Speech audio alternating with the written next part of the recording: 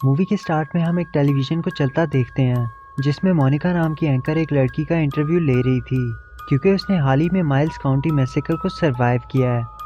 वो लड़की बताती है कि किसी आर्ट द क्लाउन नाम के जोकर ने बहुत से लोगों को ब्रूटल तरीके से मार दिया था।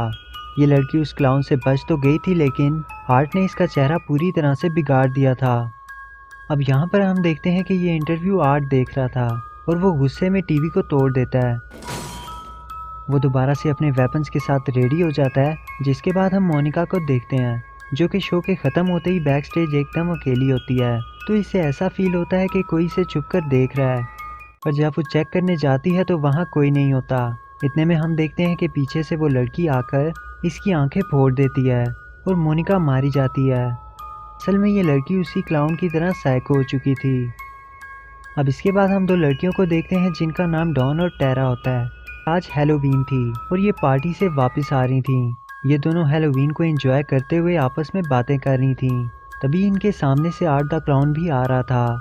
आर्ट को देखते ही डॉन उसके कॉस्ट्यूम का मजाक उड़ाने लगती है और वो वहाँ से चला जाता है। जिसके बाद ये दोनों एक पिज़्ज़ा शॉप पर आती हैं, लेकिन आर्ट भी इनके पीछे पीछे उस शॉप पर आ जाता है।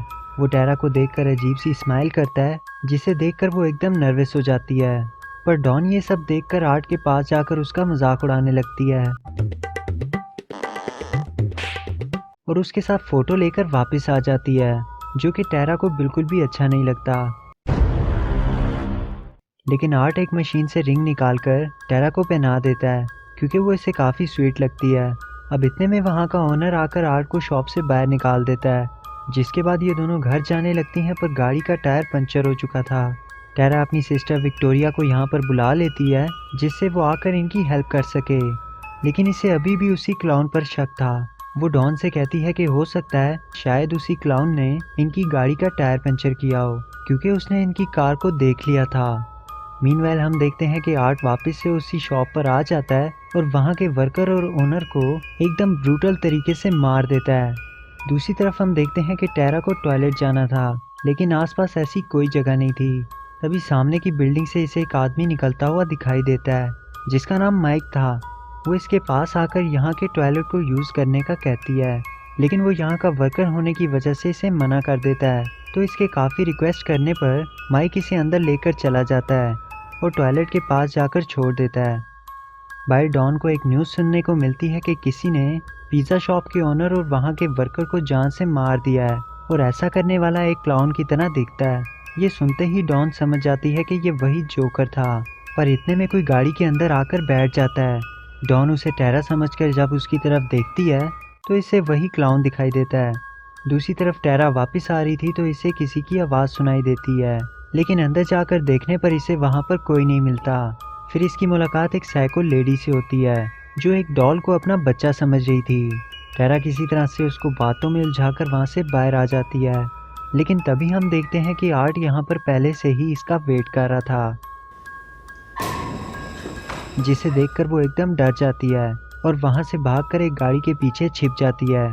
लेकिन आर्ट इसे ढूंढ लेता है और इसे अपने चाकू से जान से मारने लगता है। इतने में टेरा इसके हाथ से चाकू ले लेती है और इसे जख्मी करके वहाँ से भाग जाती है, लेकिन वहाँ का गेट लॉक होने की वजह से वो इस जगह से नहीं भाग पाती और वहीं पर छिप जाती है।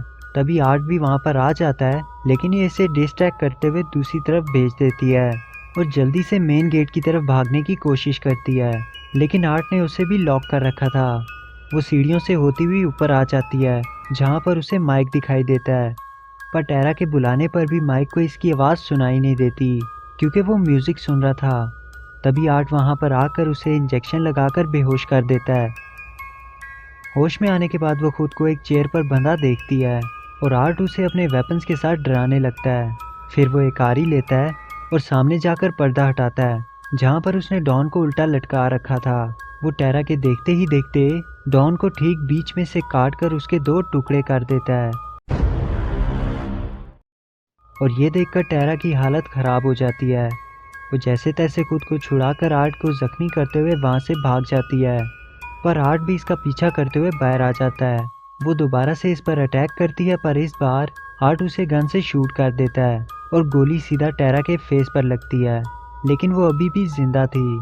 आर्ट उसके हेड पर शूट करने ही वाला था कि गन में गोलियां ख़त्म हो जाती हैं जिन्हें लेने वो अंदर चला जाता है और अंदर आकर वो देखता है कि डॉन के नंबर पर विक्टोरिया का मैसेज आ चुका था। वो बिल्डिंग के बाहर पहुंचकर इन दोनों का वेट कर रही थी, लेकिन आर्ट उसे मैसेज करके इस बिल्डिंग के अंदर आने का कहता है। वो डॉन की तरह उसके साथ फोटो लेने लगता है। बाहर आकर वो टेरा को भी शूट करके मार देता है, जिसे वो साइको लेडी देख रही होती है। मीन्स कि अब अगला नंबर उसी लेडी का था। वो लेडी नीचे जाकर सब कुछ माइक को बताती है, पर वो इसकी बात का यकीन नहीं करता और वहाँ से चला जाता है। जितनी देर में आर्ट वहाँ पर आकर इसके सर पर हैमर से मारता है। फिर वो इस साइको लेडी के बच्चे को उठा लेता है और वो लेडी इसे ढूंढते हुए इसके पास आ जाती है। यहाँ विक्टोरिया के अंदर आने पर उसे किसी लड़की के चिल्लाने की आवाज़ आती है और जब वो आकर देखती है तो इसे अपने सामने वही लेडी दिखाई देती है, जो कि बस मरने ही वाली थी। पर तभी हम देखते हैं कि वो लेडी असल में इससे काफ़ी दूर होती है और जो लड़की इसके पास थी वो और कोई नहीं बल्कि आर्ट द क्लाउन था, जिसे देखकर विक्टोरिया डरकर वहाँ से भाग जाती है और जैसे तैसे ऊपर जाकर अलमारी में छिप जाती है। लेकिन आर्ट इसे देख लेता है। वो इसे मारने ही वाला था कि बाहर से एक हॉर्न की आवाज़ आती है और आर्ट वहाँ से नीचे आ जाता है। अब बिल्डिंग के बाहर माइक का कोवर्कर आ चुका था, जो कि इस सब से बिल्कुल अनजान था, पर अंदर आने पर वो भी बुरी तरह से मारा जाता है। आर्ट उसका सर काट कर उसको अलग कर देता है। विक्टोरिया इसके जाने के बाद वहाँ से निकल आती है और काफ़ी सेफली नीचे आ जाती है। लेकिन तभी वो देखती है कि आर्ट तो मज़े से बच्चों की साइकिल चला रहा था।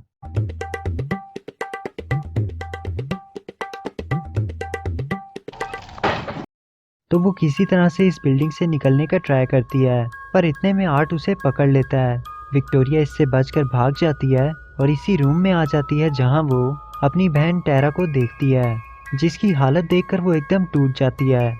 लेकिन आर्ट यहाँ पर भी आ जाता है और विक्टोरिया को मारने की कोशिश करता है, लेकिन तभी वहाँ पर माइक आकर आर्ट को बेहोश कर देता है क्योंकि वो जिंदा था।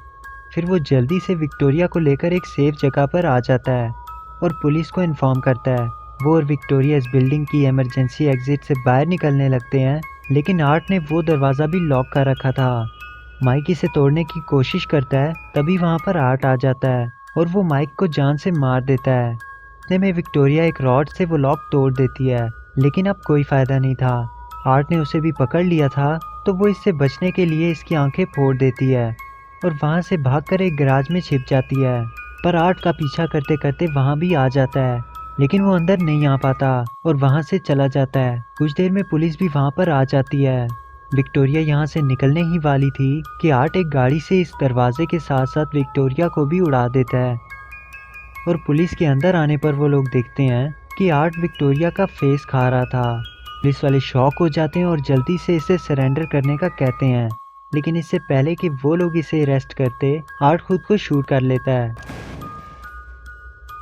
पुलिस वालों को देखता है कि विक्टोरिया अभी भी जिंदा थी, तो वो सभी बॉडीज़ को हॉस्पिटल भेज देते हैं, जहां डॉक्टर आर्ट की डेड बॉडी को देख रहा होता है। डॉक्टर के देखते ही देखते आर्ट उसे जान से मार देता है क्योंकि वो जिंदा था।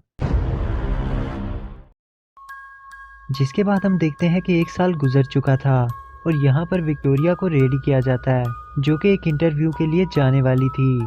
और हम देखते हैं कि ये वही लड़की थी जिसको हमने मूवी की स्टार्टिंग में देखा था, जहाँ मोनिका इसका इंटरव्यू ले रही थी। और अब तक हम इसी की स्टोरी लाइन को देख रहे थे।